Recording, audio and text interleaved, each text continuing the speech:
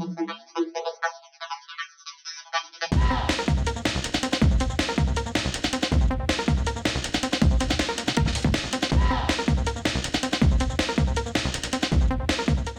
sommes en 2030. L'intelligence artificielle est omniprésente dans nos vies. Votre voisin discute avec son réfrigérateur pour le menu de la semaine. Les devoirs des enfants sont corrigés par des tuteurs IA personnalisés et votre maison anticipe vos besoins avant même que vous n'y pensiez. Et vous êtes toujours là avec votre bon vieux calepin, jonglant entre les rendez-vous, les listes de courses griffonnées et les tentatives désespérées d'aider votre ado en physique-chimie. Vous vous sentez un peu dépassé ? Vous vous demandez par où commencer pour intégrer cette révolution dans votre propre famille sans vous faire submerger? Si cette petite projection vous parle, alors vous êtes au bon endroit. Je suis Mike et ensemble nous allons décortiquer cette question de l'intelligence artificielle dans nos familles. C'est loin d'être une fatalité réservée aux experts. L'IA, elle offre des opportunités concrètes pour simplifier notre quotidien, pour enrichir nos vies, à condition de savoir comment l'aborder. Dans cette vidéo, je vais vous dévoiler 10 façons d'intégrer l'IA dans votre famille. Des applications pratiques que vous pouvez commencer à explorer dès aujourd'hui. Mais attention, parce que cette avancée technologique, elle vient aussi avec des dangers et des questions qui sont cruciales que nous devons absolument examiner pour protéger ce qui compte le plus, notre famille. Alors j'avais prévu de faire cette vidéo en extérieur, mais le vent en a décidé autrement. Vous voyez la petite moumoute là, ici, voilà. Malgré la moumoute, on n'entendait que le vent. On ne m'entendait pas. Donc voilà, nous sommes dans mon atelier pour cette vidéo sur l'IA parce que j'avais pas envie de la faire dans un environnement technologique justement. Alors, c'est parti. On est parti pour le déroulement de cette vidéo. L'idée que l'IA puisse s'intégrer dans notre quotidien familial peut sembler futuriste, voire un peu intimidant. Pourtant, elle offre déjà, et de plus en plus, des solutions concrètes pour simplifier notre organisation et potentiellement pour enrichir nos vies. On parle de gestion intelligente du calendrier familial, d'aide aux devoirs personnalisés pour nos enfants, de planification des repas pour gagner du temps, ou encore de sécurité domestique plus performante. Imaginez ne plus vous arracher les cheveux pour coordonner les activités de chacun, ou voir vos enfants progresser plus facilement grâce à un apprentissage adapté à leurs besoins. L'IA a le potentiel de devenir un véritable partenaire pour la famille d'aujourd'hui et de demain. Alors concrètement, comment cela pourrait-il se produire dans vos vies? C'est parti pour les 10 exemples de la place de l'IA, de ce qu'elle pourrait prendre comme place au sein de nos familles. Le numéro 1, gestion intelligente du calendrier et des tâches. Des applications qui synchronisent les emplois du temps, envoient des rappels pour les rendez-vous et les activités des enfants, et même qui aident à résoudre les conflits d'horaire. Numéro 2, l'aide aux devoirs. Et elle apprend un apprentissage personnalisé. Des outils qui peuvent expliquer des concepts complexes, générer des idées pour des exposés, adapter les exercices au niveau de chaque enfant. Numéro 3, planification des repas et gestion des courses simplifiées. Des IA qui proposent des idées de repas en fonction de vos préférences et de ce qu'il y a dans votre frigo. Et qui créent automatiquement des listes de courses. Ce serait quand même bien plus facile. Surtout pour quelqu'un comme moi. 4. Sécurité domestique et surveillance intelligente des enfants. Sujet un peu touchy. Des systèmes qui reconnaissent les visages familiers, détectent les intrusions et peuvent même filtrer le contenu inapproprié sur les écrans de vos enfants. Alors oui, j'avais dit, c'est un peu touchy. Gestion des tâches ménagères et de l'entretien de la maison. Des rappels pour sortir les poubelles, des suggestions pour optimiser le nettoyage, et pourquoi pas des robots aspirateurs intelligents qui apprennent la configuration de la maison afin de faire le nettoyage mieux que ce que vous ne pourriez le faire. À très haut pépette. Numéro 4, 5, on en a combien? Je sais plus. Bon, vous verrez. Optimisation des finances personnelles et du budget familial. Il existe déjà des applications qui analysent vos dépenses, vous aident à établir un budget et vous donnent des conseils pour économiser. J'en ai même vu qui vous disent chez qui aller pour avoir les meilleurs forfaits d'électricité, les meilleurs forfaits de téléphonie, et ainsi de suite. Suivi de la santé et du bien-être familial. Des montres connectées, cela l'est pas. Qui suivent l'activité physique et le sommeil. Des applications qui suggèrent des recettes saines et potentiellement même des outils d'aide au bien-être mental. Apprendre à méditer. J'ai appris à méditer, franchement ça fait du bien. Divertissement et engagement familial personnalisé.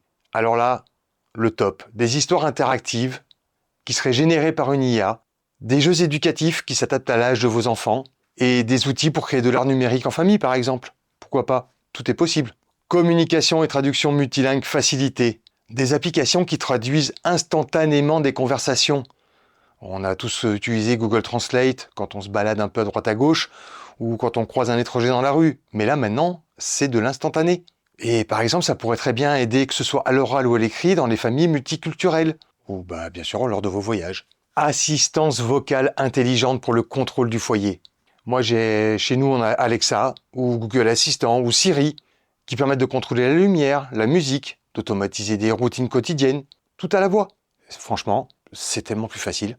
En explorant toutes ces façons dont l'IA pourrait s'immiscer dans notre quotidien, ben, je ne peux pas m'empêcher de penser à l'avenir de mes propres enfants. En tant que parent, c'est une préoccupation constante. Et le fait que l'intelligence artificielle grossisse autant, ça ne fait qu'amplifier certaines de mes interrogations. Par exemple, l'aînée de mes belles-filles qui vit avec nous a fait des études d'illustratrice. C'est quelque chose de créatif, j'admire énormément ce qu'elle fait. Elle fait un truc, c'est magnifique ce qu'elle fait. Mais quand je vois ce que fait l'IA, et vous l'avez vu en intro de cette vidéo, j'ai créé les images avec une IA, je me demande bien quel sera son avenir professionnel. Quand on voit que des algorithmes peuvent créer limite des œuvres d'art en quelques secondes, et de manière de plus en plus bluffante. Ma deuxième belle-fille, elle passe le bac l'année prochaine, et elle rêve d'intégrer une école d'art. Alors évidemment, on l'encourage à suivre sa passion. Mais je me pose la question des débouchés. Quels sont les débouchés possibles dans ce secteur? L'IA va automatiser de plus en plus de tâches, de plus en plus de processus, même s'ils sont créatifs. Quelles seront les compétences réellement valorisées demain? Comment l'art, en général, va évoluer avec cette nouvelle donne de la vie? Et puis il y a ma petite poulette, la mienne, qui est en sixième et qui aspire à travailler dans le social, de devenir assistante sociale pour aider les autres. Alors là, bizarrement, je me fais un peu moins de soucis. Alors peut-être à tort, l'avenir me le dira. Mais j'ai l'impression que l'empathie, l'intelligence émotionnelle, le contact humain sont des qualités essentielles dans le social et ne pourront pas être reproduites par une IA. Et moi je le vois parce que je travaille dans le service à la personne, quand je vais nettoyer les vitres et tout ça. Et ben quand je vais faire du nettoyage chez les clients me parlent, bien souvent ce sont des retraités qui ne voient pas grand monde et ils ont besoin de ce contact. Donc peut-être que elle, si vraiment elle continue dans cette voie-là, aura peut-être plus de chances de garder son emploi. Ces réflexions sont très personnelles. C'est très ambivalent face à l'IA. D'un côté, c'est un potentiel incroyable pour faciliter nos vies, mais de l'autre, des incertitudes profondes quant à l'avenir de nos enfants et des métiers qu'ils exerceront. Et même nous, au quotidien, moi je vois, j'écris les scripts, parce que là, je lis un script, enfin j'interprète un script que j'ai fait à l'avance pour cette vidéo, pour ne rien oublier, c'est une trame que je suis. Mais clairement, sans l'IA, je ne pourrais pas sortir une vidéo par semaine. Je ne pourrais pas créer les images que je vous ai créées pour illustrer cette vidéo. Et tout ça me fait dire qu'il est crucial de savoir un peu où est-ce qu'on va et de savoir quelles sont aussi les choses qui peuvent aller mal. Un petit aparté. Je viens de regarder une vidéo de Romain Laneri. Alors oui, c'est le matin, on est samedi matin, il est tôt, j'ai ma mauvaise voix. Euh, Google I.O. Est-ce que vous avez entendu parler de ça? En fait, moi je suis créateur de contenu UGC. Je crée des publicités pour des entreprises. Et le problème que je vais avoir, c'est que j'ai vu ce que la nouvelle IA de Google sait faire. Et clairement, si je ne me sers pas de l'IA Google dès maintenant, je suis fini. Clairement, il n'y aura plus besoin de moi. Donc il va falloir que je m'incruste dans cette IA. Et voilà, donc il va falloir que je repense complètement mon modèle de travail parce que, ben, clairement, il faut que je... Ouais, oui, c'est un peu compliqué à expliquer. Bah, écoutez, je vais vous faire une deuxième vidéo cette semaine, hein, voilà, parce que là, je sais pas comment vous expliquer ça, mais en fait, en gros, tout ce qui est acteur, tout ce qui est ce genre de choses, et ben, c'est fini. C'est fini. C'est fini. Vous voyez, je parlais de, de la complexité de trouver du travail pour nos enfants, mais je crois que même nous, nous allons avoir des difficultés pour le travail, au final, parce que l'IA va à une telle vitesse que, ben, clairement, ça va être la merde. Bon, ben, je vous laisse avec la suite de la vidéo ou je vais mettre ça à la fin, je sais pas. Voilà, bon, À très vite, parce que je pense qu'on va se revoir très très vite. Cette intégration de l'IA dans nos familles soulève des questions auxquelles nous devons être excessivement attentifs. C'est pas une solution miracle à tous nos problèmes. L'IA, elle vient avec son lot de défis et de considérations qui sont très importantes. L'IA, elle n'est pas infaillible. Elle peut se tromper. Elle peut faire ce qu'on appelle des fake news, ce qu'on appelle aussi parfois des hallucinations, c'est-à-dire qu'elle invente des choses complètement. Il est donc essentiel de garder un esprit critique et de ne pas tout prendre à la lettre. Il faudra toujours qu'il y ait un humain derrière. Pour fonctionner, également, l'IA, elle collecte énormément de données sur toutes nos habitudes, nos préférences, nos vies, nos façons de consommer. À un moment donné, la question de la sécurité de ces données et du risque d'accès est primordiale. Il faudra privilégier des solutions avec des politiques de confidentialité claires et des protocoles de chiffrement robustes. Et peut-être aussi privilégier des IA qui ne fonctionneraient qu'en mode local, c'est-à-dire sur un PC qui vous servirait de serveur IA. Et va-t'en la mouche. Les IA, elles apprennent à partir de données existantes. Et si ces données sont biaisées, l'IA le sera aussi. Le problème, c'est que si les données sont biaisées, ça peut entraîner des résultats qui seront discriminatoires. Et même au sein d'une maison, même au sein d'une famille. Parce que si il y a des disproportions, des discriminations au sein d'une famille, l'IA les reproduira. Il va encore une fois falloir qu'en tant qu'humain, on chapeaute tout ça pour identifier et corriger ces biais que pourrait avoir l'IA. Un autre problème, si nous nous reposons entièrement sur l'IA pour toutes nos tâches quotidiennes, comment allons-nous évoluer nous? Quelles seront nos capacités de réflexion, de résolution de problèmes? Notre créativité? On parlait d'art tout à l'heure. Si on n'a plus de créativité, eh ben c'est mort, il n'y a plus d'art. L'IA, en fait, doit être prise comme quelque chose qui nous augmente, mais qui ne nous remplace pas. Un problème supplémentaire, c'est le coût des systèmes liés à l'IA. Les IA les plus avancées peuvent créer une fracture numérique, où seules certaines familles qui seront les plus aisées pourront bénéficier de ces avantages. J'ai vu la dernière conférence de Google AI, où pour le dernier abonnement, je crois que c'est 150 $ par mois pour avoir accès à la dernière IA. Alors c'est vrai qu'elle est phénoménale, mais à part dans le monde du business, je ne vois pas où est l'intérêt d'aller sur ce genre de choses. Moi, je pense qu'il est important de soutenir le développement d'applications plus accessibles et potentiellement gratuites.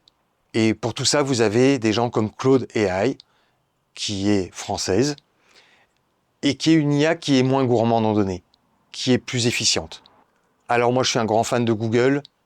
C'est vrai que j'utilise énormément Gemini. Voilà, pour rien vous cacher. J'ai des agents Gemini qui travaillent pour moi. Voilà, mais ça, si vous voulez, on pourra en parler dans une autre vidéo. Je peux vous montrer comment je crée mes scripts, que ce soit pour l'UGC, que ce soit pour la chaîne YouTube, comment je dirige en fait mes équipes de créateurs. J'ai un community manager, j'ai un script, un copywriter, j'ai plusieurs agents qui travaillent pour moi, en fait, comme si c'était des salariés, clairement. Alors, l'IA dans la famille, partenaire ou menace? Je pense que la réponse, elle est dans l'équilibre, comme d'habitude. L'IA a un potentiel énorme pour simplifier nos vies, excusez-moi, et enrichir notre expérience en famille. Mais son intégration réussie dépendra de notre capacité à rester informé, critique, vigilant face à toutes ces avancées. En tant que parent, notre rôle sera crucial pour éduquer nos enfants à utiliser ces outils de manière responsable et éclairée. Ces réflexions sur l'avenir de mes filles ne sont que quelques exemples de nombreuses questions que soulève l'arrivée de l'IA dans nos vies. Et je suis certain que vous aussi, en tant que parent, vous avez vos propres interrogations, vos propres craintes, mais peut-être aussi vos propres solutions ou manières d'aborder cette nouvelle ère technologique. Alors, je compte un peu sur vous. Dites-moi dans les commentaires quelles sont vos plus grandes interrogations concernant la place de l'IA. Quelles sont vos interrogations sur l'avenir de vos enfants maintenant qu'on a soulevé le problème?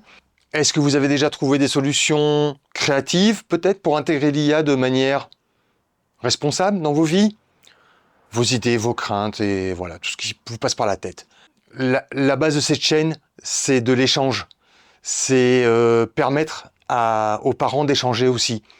J'aimerais beaucoup pouvoir créer un groupe Facebook, par exemple, où on pourrait échanger entre nous, ou un canal Telegram, ou ce genre de choses, peut-être parce qu'on peut être amené peut-être à dire des choses qu'on ne voudrait pas étaler sur la place publique, encore une fois. Mais voilà, qu'est-ce qu'on pourrait faire pour aller de l'avant et se donner nos petits tips les uns les autres. Encore une fois, je ne suis pas un professeur, je ne suis que quelqu'un qui découvre plein de choses et qui essaye de vous les partager. Alors, pour ne rien manquer de nos prochaines explorations, de nos tests, de nos tutoriels et de nos astuces, n'hésitez pas à liker cette vidéo si elle vous a éclairé, à la partager au plus grand nombre, à toutes les familles qui vous entourent. Merci. Et surtout, abonnez-vous à la chaîne. Ça nous soutient énormément. Je dis nous parce que justement j'ai tous mes agents et puis surtout j'ai ma famille qui me soutient énormément parce que lancer une chaîne YouTube c'est chronophage. Je bosse 7 sur 7. J'ai mes deux activités à côté et franchement merci. J'ai hâte de lire tous vos commentaires et j'espère vous retrouver bientôt pour de nouvelles aventures familiales, numériques ou non. Voilà. Et puis en attendant, je vous laisse aller voir cette vidéo, ou là, et vous abonner. Là, je ne sais pas comment est-ce que je vais le mettre. Voilà. Merci. Ciao.